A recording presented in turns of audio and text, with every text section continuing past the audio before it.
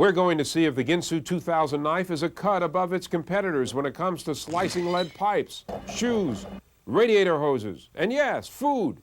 Join us on the Jagged Edge right now on... Someone tries to do you in. Fight, show them that they just can't win. Welcome to Fight Back. I am in the sub-basement of our studio complex looking for a lead pipe. Why? Because of this letter that I received from Danny Bernard, who lives in St. Catharines, Ontario, Canada.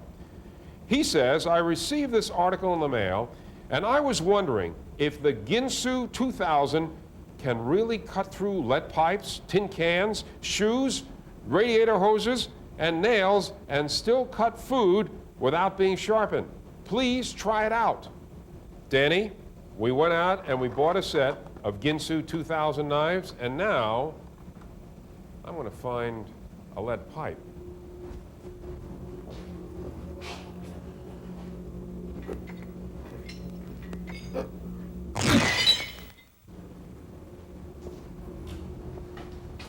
I'm taking precautions with this lead because this lead is toxic material, and I wouldn't advise anyone trying to do this at home or anywhere else.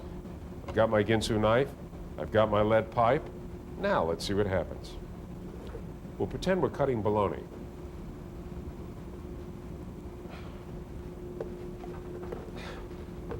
This knife isn't cutting through lead. Let's see what it does to a nail. Hey, what happened to that lead pipe?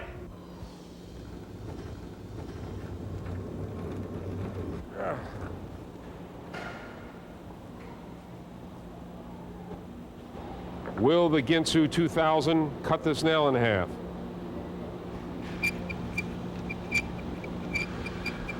It's almost as tough as the roast beef I had last night. That worked. Now let's try it on a soft drink can.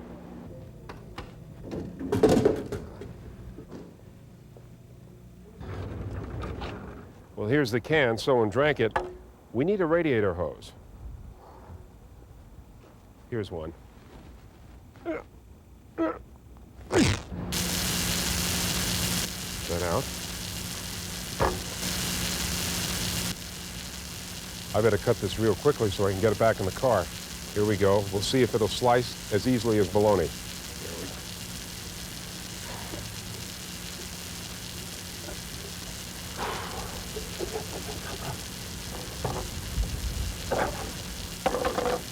Well, that's that. Now let's try the can.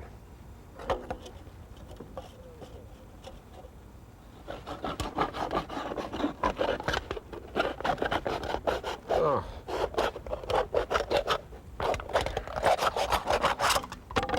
We made quick work of that. Right, Pepsi? Uh-huh.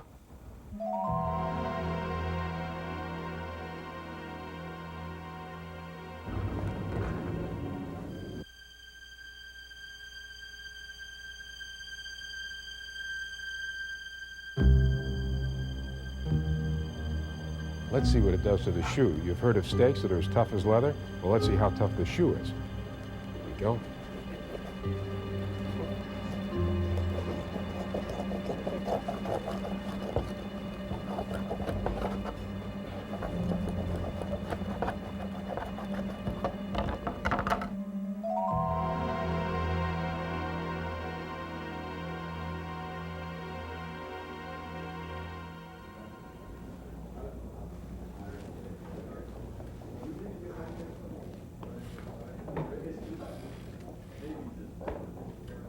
So it cuts hoses, nails, and shoes. Will Ginsu still cut food? I pulled off a switch with Chef Joe Ramos of our studio commissary. The Ginsu 2000 versus his stone-sharpened knife. Joe cuts and slices food all day. I wanted his opinion on how well the Ginsu 2000 performed.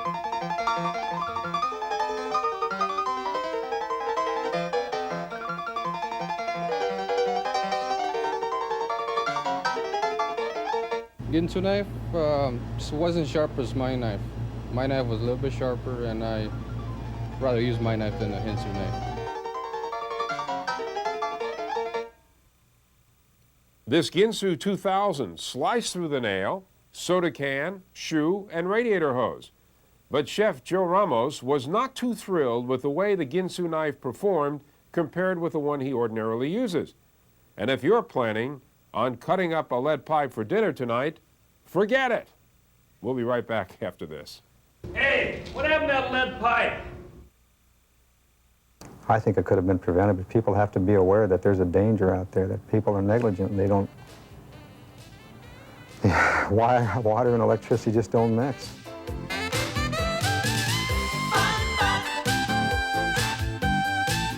For those of us who have swimming pools and enjoy them, we don't often think about some safety hazards that exist until maybe it's too late.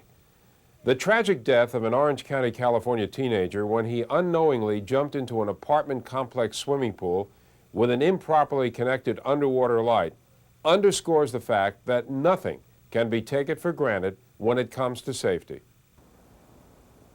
The pool remained drained for months while the investigation continued into the death of Ralph Solano. He died just one day after his 16th birthday. The police came to our door and it was just a nightmare. We've been in a lot of pain right now. And I don't know if it'll ever end. For John Solano and his wife Belinda, the death of their son seemed so senseless, an accident that never should have happened. It was due to faulty wiring. We understand that the experts told us that the manager's husband, out of gross negligence and just carelessness, wired this, and we found out later that it was wired incorrectly. The city's investigation showed the pool was newly renovated. The contractor did all the work except for hooking up the pool light. The contractor apparently told the apartment manager he'd have to get an electrician to do that. But according to investigators, the apartment manager allegedly decided to hook up the light himself. The cord that supplies the power to this light fixture inadvertently was hooked up wrong or opposite of what it should have been. And what had happened, the current now was energized on this metal part and also energizing the water. Ralph Solano began yelling for help, but by the time his friend pulled him out of the pool, it was too late. It's very difficult.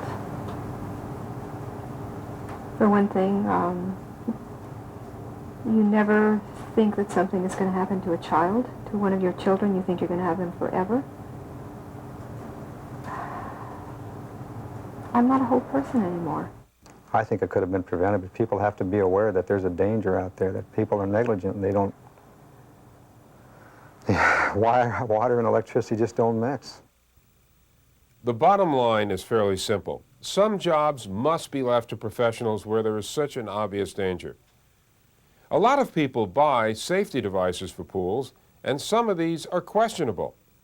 We tried one out, a pool alarm. Pool owners want to take every possible safety precaution because children's lives are at stake. Pool alarms seem like a good idea, but do they work well? The Keener family of Sierra Madre, California bought one and tested it for me. They set the alarm in the pool. It's supposed to detect any water motion. The alarm was adjusted to its most sensitive setting. The Keeners threw a plastic chair into the shallow end of the pool. We waited, but the alarm didn't go off. We tried it again, this time throwing the chair into the deep end. Again, we waited to see if the alarm would react. It took 11 seconds before it sounded. I don't think it's worth the plastic it's made out of. It takes an awful big wave to set it off. A child falling in will not make a big wave to begin with. Now we tested the pool alarm with one of the youngsters jumping in. It still took 7 seconds for the alarm to respond. Most experts agree that's not protection. The Commission does not recommend pool alarms as the primary means of protection around the pool. You only learn of a problem after something falls into the pool, your child goes into the pool. It's not a safety device. Basically, it's just not a safety device. They shouldn't be selling it. We bought it for the safety of the grandchildren and our peace of mind. Now that we do see how it works, we should never bought it. The Consumer Product Safety Commission recommends a full-range approach to pool safety. A fence around the pool with a gate latch high enough that young children can't reach it. Pool alarms can be used, but only as secondary protection. The best precaution is to make sure that whenever kids are near the pool, there's a responsible adult there with them at all times. And now we have some responses to some of your letters. The first one comes from Carl Moaz, who lives in Scarborough, Ontario, Canada. He writes, "As soon as I saw this sign, I thought of you, David. Wheelchair access. Please inquire upstairs." Somebody obviously wasn't thinking. You're right there, Carl. Howard Greenberg, who lives in Garden Grove, California, wrote, "I thought you would like this one. Talk about haggling over the price of a car. On this deal, you have to have a debate to get the $9,997 price. Howard, I would guess that if you didn't want a debate, you could get the same price after rebate." Mary Swan, who lives in Wichita, Kansas, wrote, "I found this article at work. It says, now a computer selects most returns that are audited with a second screening by a human or an IRS agent. I'm an accountant and have long wondered about the non-human qualities of IRS agents." We've all had that thought at times, Mary, but I can assure you, they're as human as can be. Send me your confusing and amusing ads, labels, or signs, or a commercial you'd like me to look into, or a scam you want checked out. If I use it on the show, I'll send you a Fight Back t-shirt. Mary Rice of Wind Lake, Wisconsin, poses here in front of the Wind Lake welcome sign with her t-shirt. Wind Lake has a population of 5,631. It's a farming community located between Milwaukee and Burlington, Wisconsin. If I've sent you a Fight Back t-shirt, take a picture of yourself in front of something you'd like us to see and send it to me. Our address, Fight Back, Burbank, California, 91523. If I use your picture on the program, I'll send you a Fight Back emergency pack for home, office, car, or boat. We'll be back after this break. It's very, very lucrative, and that's why there's so many of them popping up. The rip-off artists always seem to come up with some kind of a scam that you pay for. If your company has been receiving some very costly bills regarding office supplies, you could be the victim of a scam, and according to the Federal Trade Commission, the victims in this con are ripped off over the telephone. In a giant boiler room operation, they target businesses, schools, charities, even religious organizations with a clever sales pitch directed at organizations that don't have full-time purchasing departments. The government claims that one particular company was ripping off customers for as much as 7 times above the retail price for some items. The Federal Trade Commission went on a raid to stop it. The raid took place at the Regional Supply Company in Inglewood, California. Investigators found a warehouse full of copy machine products. The FTC says Regional Supply did a booming business.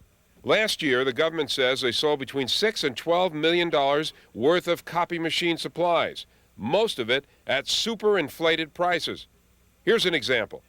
A small bottle of Xerox toner like this normally sells for about $185.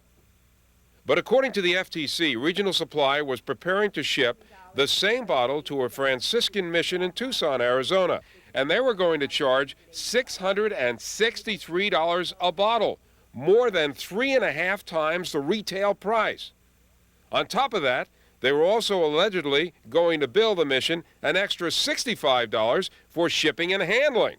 The commission alleges that the toner phoners telephone victims and frequently claim that they're affiliated with the victims' regular toner suppliers such as Xerox or Minolta.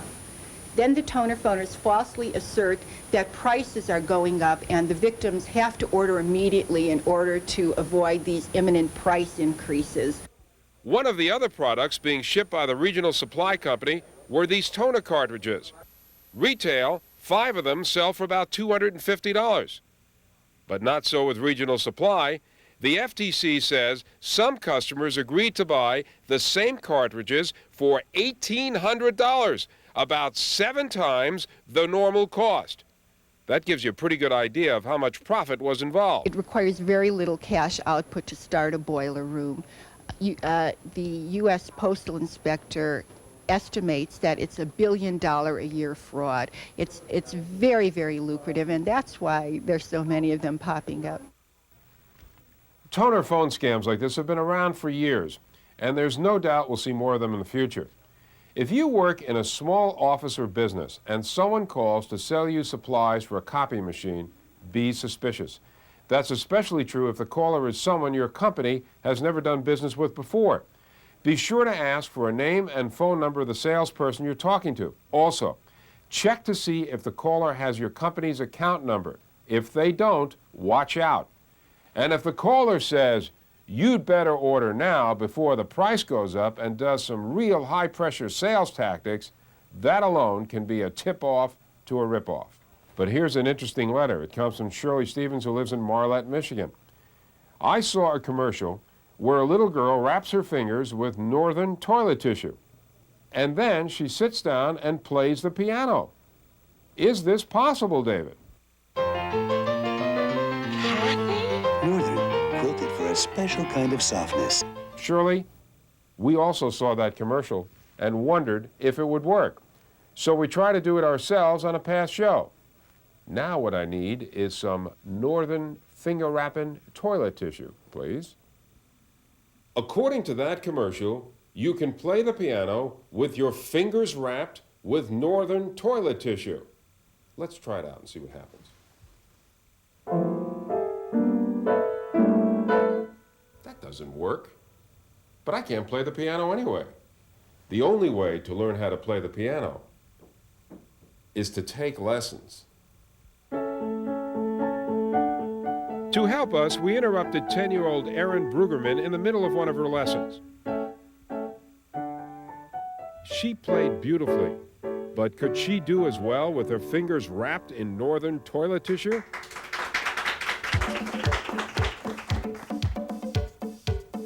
Her name is Erin, and she raps like a pro, and she does it to the rap because she's in the know. Wrapping your fingers not easy to do, but Erin persists until she's through. She did a good job to the beat of the band, and what did she get? The mummy's hand. Erin, you look like you're ready to face the music. Your fingers are all swathed. Are you ready to go now, Erin? Yes. Let's hear Haydn with Northern. I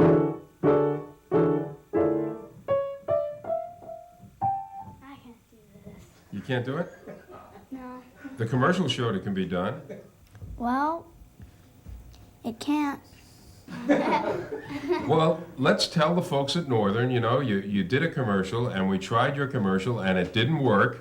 And the reason that you do commercials like this is basically to get our attention. Well, you got our attention. We challenged your commercial, and it didn't work. Thank you very much, Erin. That was really terrific.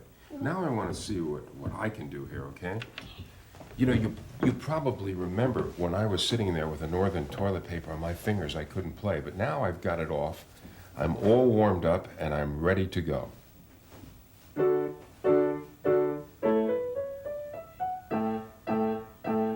Unbelievable.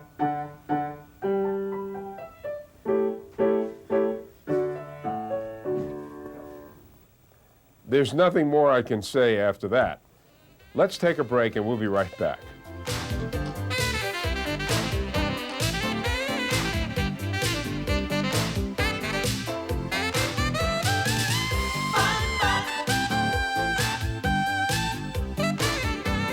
Frank Chenoweth, who lives in Clearwater, Kansas, had a problem that he said was for the birds. The following article was from the Clearwater Times. The local police officer suddenly found a new approach for stopping a disturbance in the park.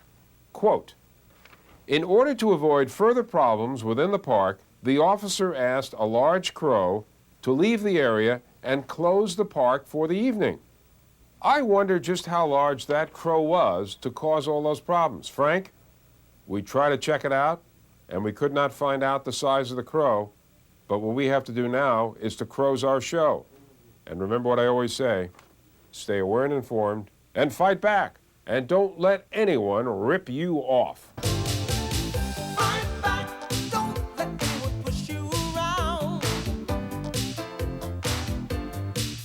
Fight back, stand up and hold your ground.